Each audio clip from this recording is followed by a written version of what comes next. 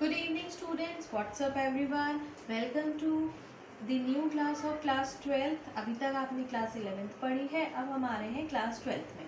तो class 12th की accountancy और क्लास 11th की अकाउंटेंसी में डिफरेंस है। क्या डिफरेंस है? अभी तक आपने क्लास 11th में जो पढ़ा है, हमने उसमें पढ़ा प्रॉफिट एंड लॉस अकाउंट, हमने बैलेंस शीट पढ़ी। हम पढ़ेंगे क्लास 12th में पार्टनरशिप अकाउंटिंग। आज मैं आपको बताऊंगी पार्टनरशिप फंडामेंटल्स के बारे में, जिसमें कि हम कंसेप्चुअल क्लैरिटी करेंगे। इस पर्टिकुलर क्लास 12th की अकाउंटेंसी में हम दो बुक्स कवर करेंगे। एक हमारी बुक है टी एस ग्रेवाल, एक हमारी बुक है डी के गोयल। हम दोनों के न्यूमेरिकल्स करेंगे क्योंकि बोर्ड्स में टी एस ग्रेवाल के न्यूमेरिकल्स आते हैं। अब move on to partnership fundamentals. Basically अभी तक हमने क्या पढ़ा था? हमने पढ़ा है क्लास 11th में प्रॉफिट एंड लॉस अकाउंट। तो जो प्रॉफिट एंड लॉस अकाउंट बनता है उसमें आप एक तरफ लिखते हो क्रेडिट साइड में इनकम और आप डेबिट साइड में लिखते हो सारे एक्सपेंसेस।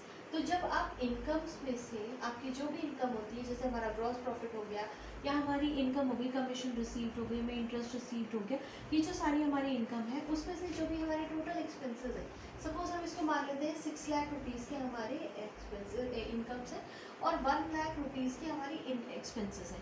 तो हमारे पास में प्रॉफिट कितना बच रहा है, what is which is called as net profit, that is 5 lakh rupees. अब ये जो 5 लाख रुपीज़ का प्रॉफिट है, ये हम एक सोल प्रोप्राइटर को दे देते हैं, जो अभी तक हम पढ़ते हुए आ रहे हैं। सपोज एक मिस्टर मोहन है और मिस्टर मोहन हमारे ओनर है, तो मिस्टर मोहन को जो प्रॉफिट मिल रहा है वो कितना मिल रहा है, 1 lakh rupees, sorry 5 lakh rupees का, not 1 lakh rupees.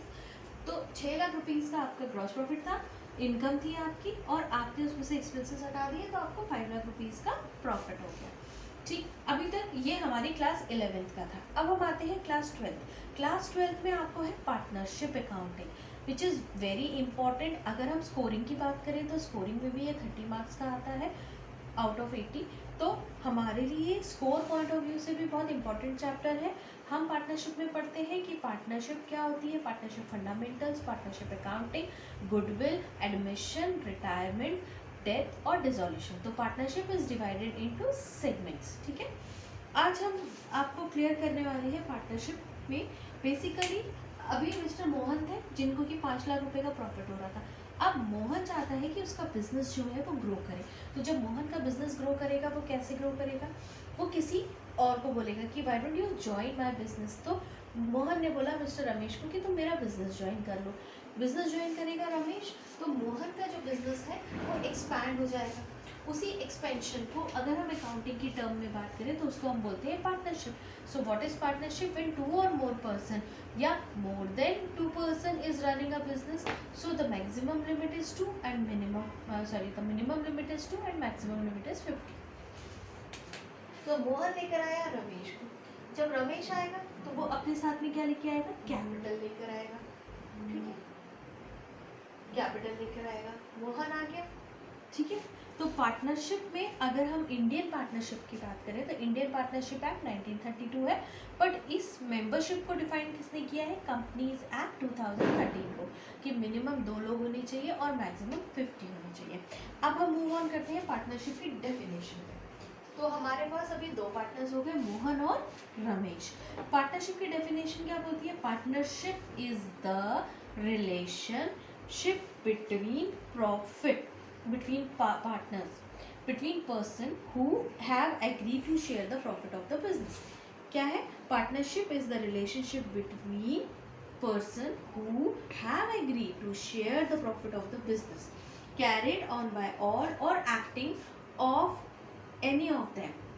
So carried on by all or acting any of them का मतलब is very important।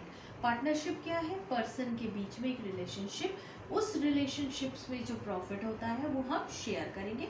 दूसरा, कैरिड बाय ऑल, सारे लोग उस चीज़ को करेंगे, मिलकर चलाएंगे पार्टनरशिप। और अगर कोई इंसान एब्सेंट है या वो उस दिन प्रेजेंट नहीं है तो ऐसा नहीं होगा कि on that day I was not present so I am not going to bear the loss. Okay sir, अब इसके बाद हम मूव करते हैं पार्टनरशिप डीड पे। पार्टनरशिप डीड क्या होती है? पार्टनरशिप डीड एक तरह का एग्रीमेंट होता है। एक एग्रीमेंट होता है पार्टनर्स के बीच में। अभी तो मिस्टर मोहन थे, अब मिस्टर रमेश भी आ गए। तो अब जब मोहन को 5 लाख रुपए, हमने जो पुराने एग्जाम्पल में देखा था कि 5 लाख रुपए का हमारा प्रॉफिट था, ये जो 5 लाख रुपए का प्रॉफिट है ये मोहन जी का था। अब आ गए रमेश जी भी इसमें साथ में।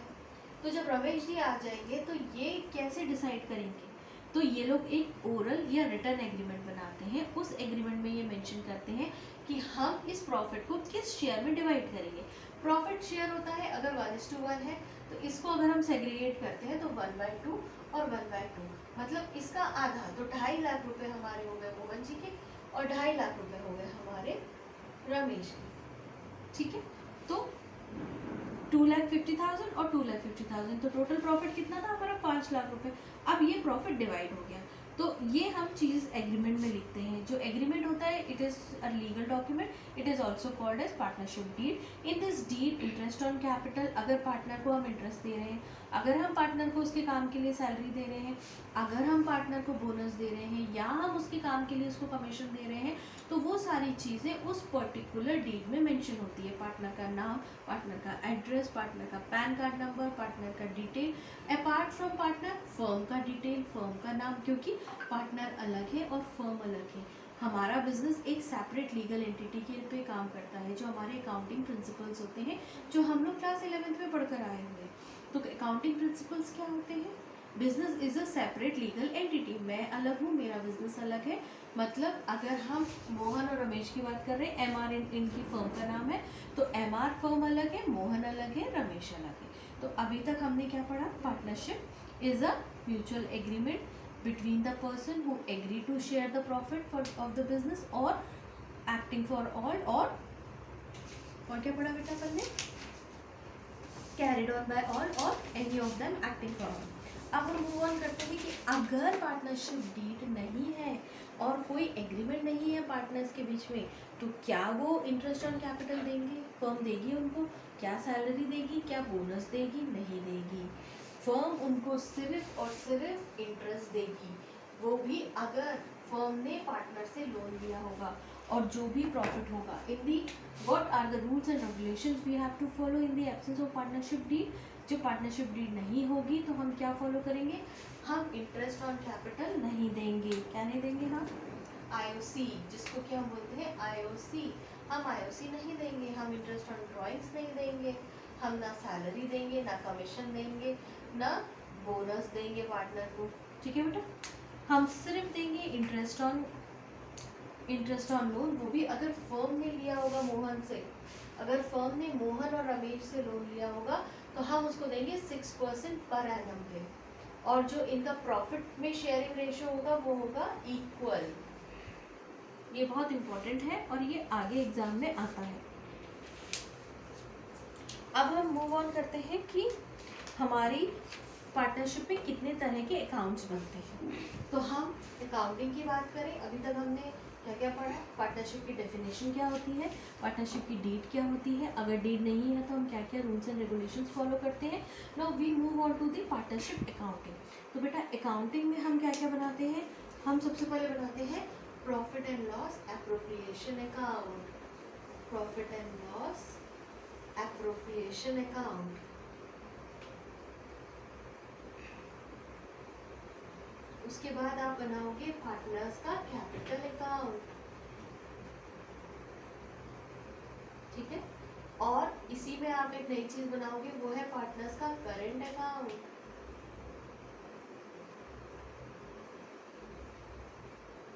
और क्या बनाओगे आप इसमें? Balance sheet. ठीक है, जो बैलेंस शीट आपने बनाई हुई है 11th में, तो आपको एक आइडिया होगा एसेट्स क्या होती है, लायबिलिटीज क्या होती है। प्रॉफिट एंड लॉस आप बनाते थे जब हम फाइनल अकाउंट्स बनाते थे, बट अब हम बनाएंगे profit and loss appropriation account, क्योंकि जो हमारा पिछले एग्जाम्पल में 5 लाख रुपीज़ का जो प्रॉफिट था, वो प्रॉफिट हम डिस्ट्रीब्यूट कैसे करेंगे, तो ये होता है उसका format, profit and loss appropriation account. इसमें आप नेट प्रॉफिट लिखोगे।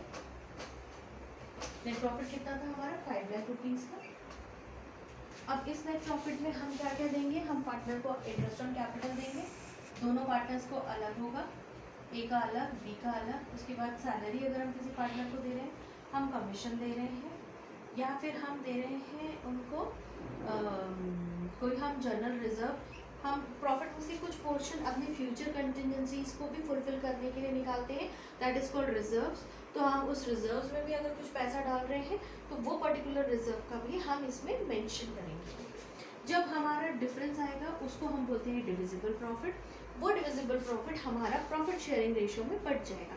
अगर हमारा क्वेश्चन में मेंशन है कि प्रॉफिट शेयरिंग रेशियो इज 2:3, तो वो 2:3 के रेशियो में बढ़ेगा। अगर if there is nothing is mention in a question, then we distribute it in a 1:1 ratio, that is called an equal ratio. हम इसके बाद हम मूव ऑन करेंगे partners capital account, balance sheet, और हम इसको और डिटेल में पढ़ेंगे। आज के लिए इतना ही। Thank you so much.